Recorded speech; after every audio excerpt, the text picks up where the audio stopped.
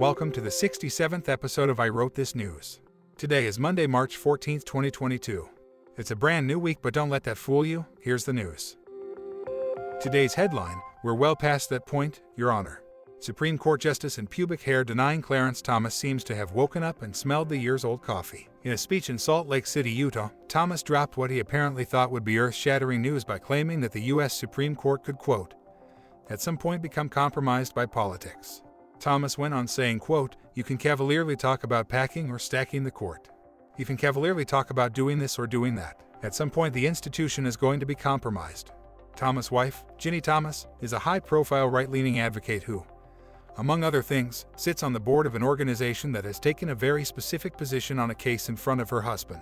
Ginny Thomas also lent her voice to Trump's big lie that the 2020 presidential election was stolen from him. She was vocal on the subject in the build-up to the violent insurrection at the U.S. Capitol on January 6 last year that led to the deaths of 5 people and left more than 100 police officers injured.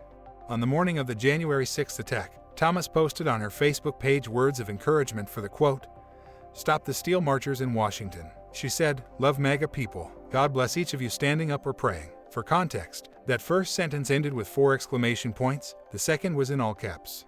Soon after the insurrection, Thomas was forced to apologize to her husband's former Supreme Court law clerks for comments she made privately to them that appeared to lament Trump's defeat in the 2020 election. The remarks were sent to a private email list called Thomas Clerk World.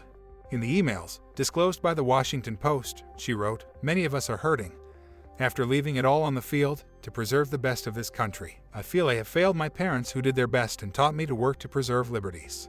Justice Thomas' astute observation positions him to simultaneously win the No Schnitt Sherlock and Been There Done That awards. So, yes, Your Honor, it's quite possible for the Supreme Court to become politicized. March 14th is the 73rd day of the year in the Gregorian calendar. 292 days remain until the end of the year. Today is Pi Day, at least if you stick to the month-date format for the calendar. Pi is the constant in Euclidean geometry defined as the ratio of a circle's circumference to its diameter, which is roughly 3.14159.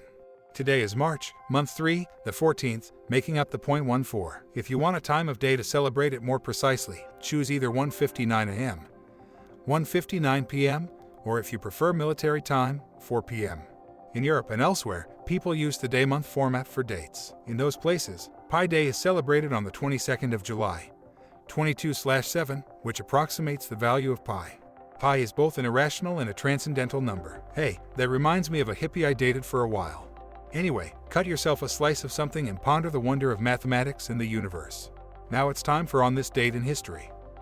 On this date in 1794, Eli Whitney is granted a patent for the cotton gin. By the way, the word gin in the name, cotton gin, is short for engine. The cotton engine is a machine that quickly and easily separates cotton fibers from their seeds, enabling much greater productivity than manual cotton separation. Although the engine revolutionized the cotton industry in the United States, it also led to the growth of slavery in the American South. Whitney's gin made cotton farming more profitable, so plantation owners expanded their plantations and used more slaves to pick the cotton. The invention has thus been identified as an inadvertent contributing factor to the outbreak of the American Civil War.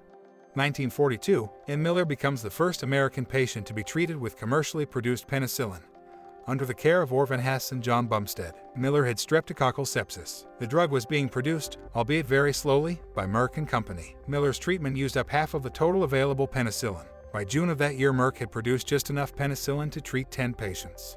In July 1943, the War Production Board drew up a plan for the mass distribution of penicillin stocks to Allied troops fighting in Europe. After a worldwide search that year, a moldy cantaloupe in a Peoria, Illinois market was found to contain the best strain of mold for penicillin production using the corn steep liquor process. That discovery, along with government-led advances in fermentation research on corn steep liquor, allowed the United States to produce 2.3 million doses in time for the invasion of Normandy in the spring of 1944. Remember, the government sometimes does amazing things. Celebrating birthdays today are actor Michael Caine, musician Quincy Jones, actress Alina Braun, actress Rita Tushingham, actor Billy Crystal, radio DJ Rick Dees, ice cream maker Jerry Greenfield, astronomer Heidi Hammel, Olympic gymnast Simone Biles, actress Abby Ryder Fortston, and astronaut Frank Borman. He turns 94 today. Happy birthday to all of them, and if your birthday is today, a very happy birthday to you as well. By the way, if you or someone you know is having a birthday and would like us to announce it on the show, leave us a voice message or send an email. The links are in the show notes. Today's news was brought to us by The Guardian and the website that never requires a recusal, Wikipedia. If you have a comment or a question about anything you've heard today, or if you have a suggestion, please send us a note at IWTN, all one word, at thatradioshow.com. That email address one more time is IWTN, all one word, at thatradioshow.com. One more thing, if this podcast sounds a little funny, that's because it's also an experiment. All of the vocals were generated using AI technology. Hopefully the show will sound different and better as the tech improves and as we improve at using it. I'm Bob Neese, hoping you have an amazing day. We'll get together again soon.